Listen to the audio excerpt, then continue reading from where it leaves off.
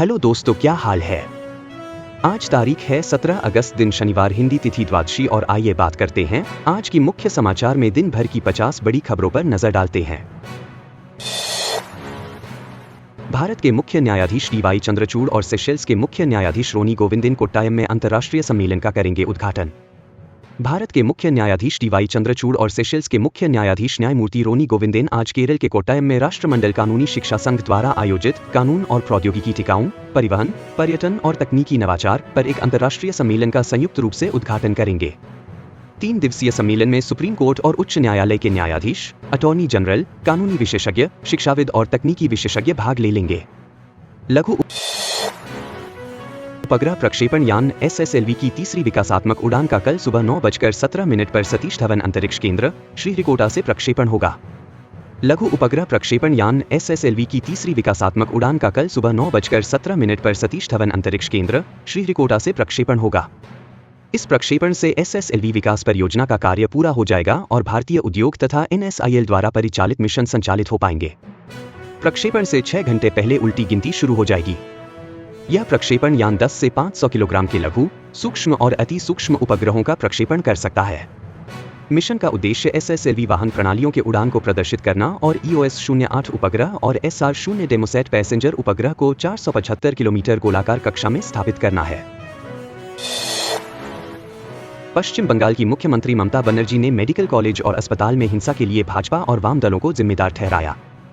पश्चिम बंगाल की मुख्यमंत्री ममता बनर्जी ने आरजी कर मेडिकल कॉलेज और अस्पताल में कल रात हुई हिंसा के लिए भाजपा और वाम दलों को जिम्मेदार ठहराया है।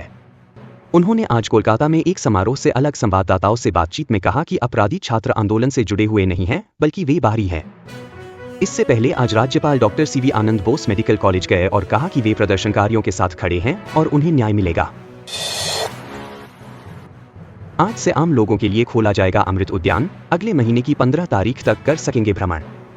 अमृत उद्यान आज से आम लोगों के लिए खोल दिया जाएगा, जो अगले महीने की 15 तारीख तक खुला रहेगा।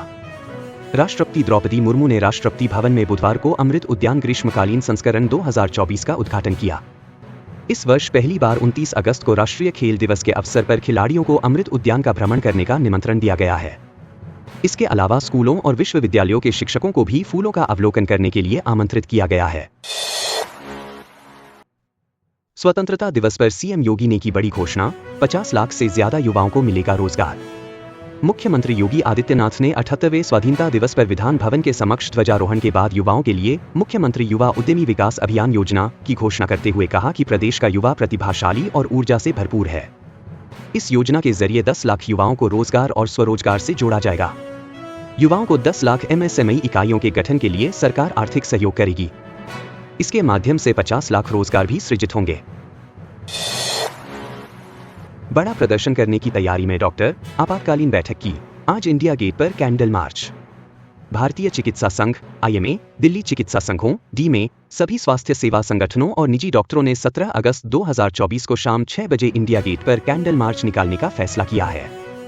आरजी कर medical college and hospital rape हत्याकांड को लेकर दिल्ली मेडिकल एसोसिएशन की बैठक को लेकर DMA अध्यक्ष डॉक्टर गिरीश त्यागी ने कहा कि यह बेहद शर्मनाक घटना है। दिल्ली मेडिकल एसोसिएशन पीड़िता और उसके परिवार के साथ है। आज शाम 5 बजे इंडिया गेट पर कैंडल मार्च निकाला जाएगा। 18 अगस्त को सुबह 6 बजे से अगले दिन सुबह 6 बजे तक यानी 24 घंटे के लिए हड़ताल का आह्वान किया गया है। हड़ताल के अगले चरण में आपातकालीन सेवाओं को भी इसमें शामिल किया जाएगा। क्राइम ब्रांच में नौकरी लगवाने का झांसा देकर पुलिसकर्मी और उसकी बेटी ने 30 लाख ठगे, केस दर्ज। क्राइम ब्रांच में भाई बहन की नौकरी लगवाने का झांसा देकर पुलिसकर्मी और उसकी बेटी ने 30 लाख रुपए ठग लिए। आरोपियों ने लखनऊ SSP कार्यालय के फर्जी नियुक्ति पत्र भी थमा दिए। पीड़ित भाई बहन की मां ने सिविल लाइन थाने में धोखाधड़ी का मुकदमा दर्ज कराया है। श्री कृष्ण जन्माष्टमी पर आ रहे हैं मथुरा और वृंदावन, तो जान ले रूट प्लान, इन वाहनों के प्रवेश पर प्रतिबंध।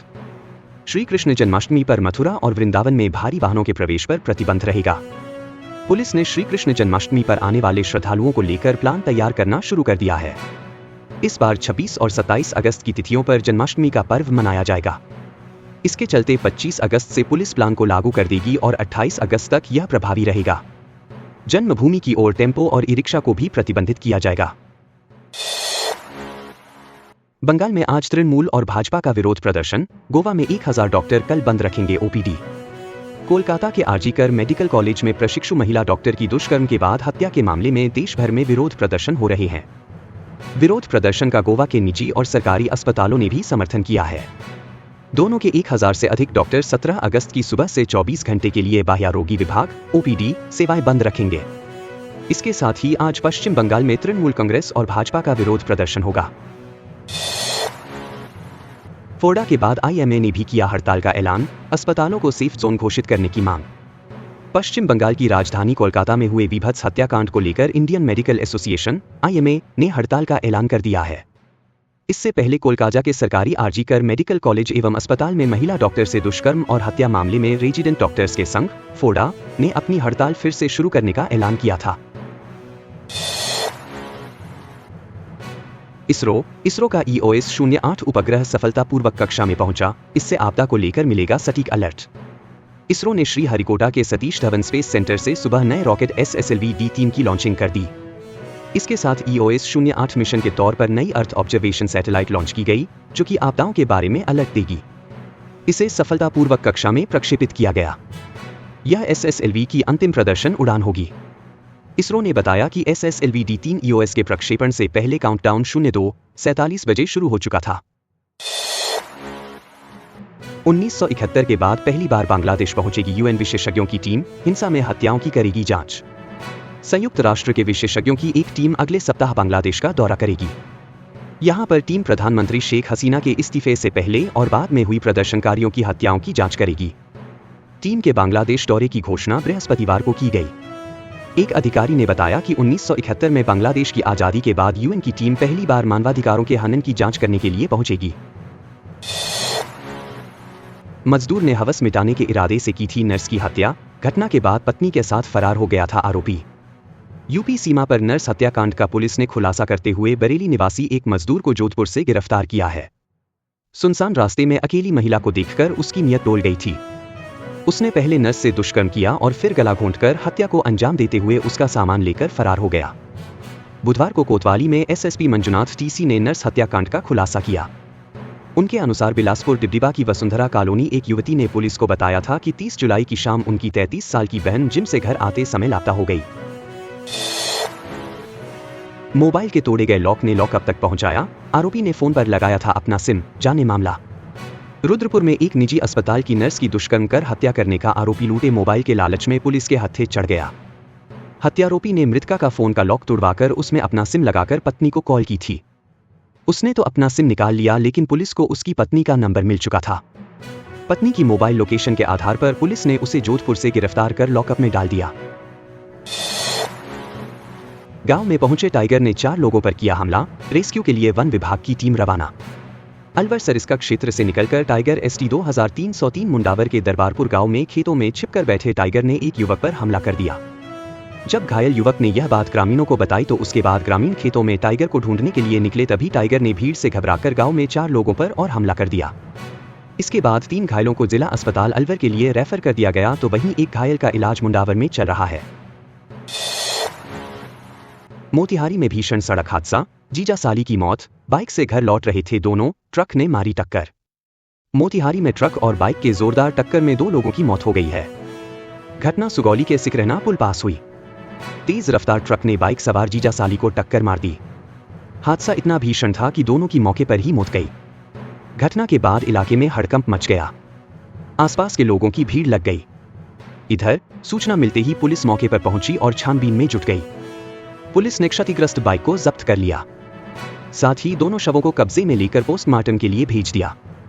बताया जा रहा है कि शिरनी मलाही निवासी भुनीलाल महतो के पुत्र रनु महतो अपने ससुराल से साली, पश्चिम चंपारण के गुदरा गांव निवासी भुवर महतो की पुत्री को लेकर आ रहा था। इसी दौरान हादसा हुआ।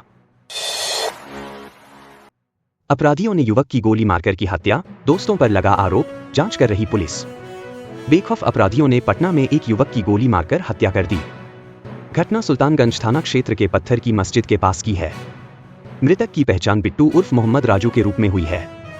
वह मोटर मैकेनिक का काम करता था।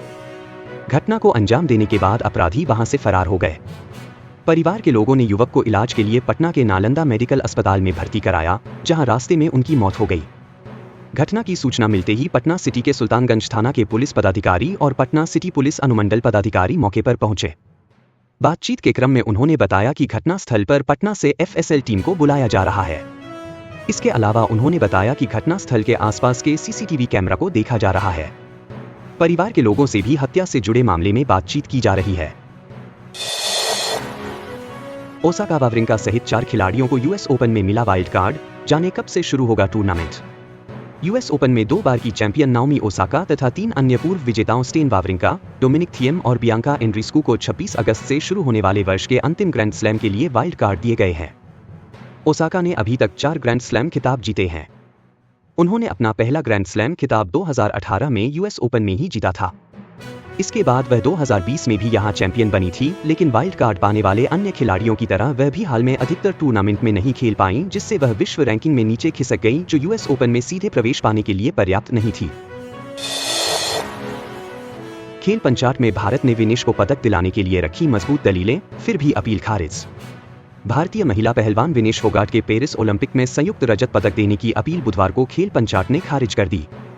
विनेश ने महिला 50 किलोग्राम भार वर्ग के फाइनल में जगह बनाई थी, जहां उनका सामना अमेरिका की सारा हिल्डेब्रांड से होना था, लेकिन स्वर्ण पदक मैच से ठीक पहले उनका वजन निर्धारित सीमा से 100 ग्राम अधिक पाया गया, जिस कारण उन्हें अयोग्य घोषित कर दिया था।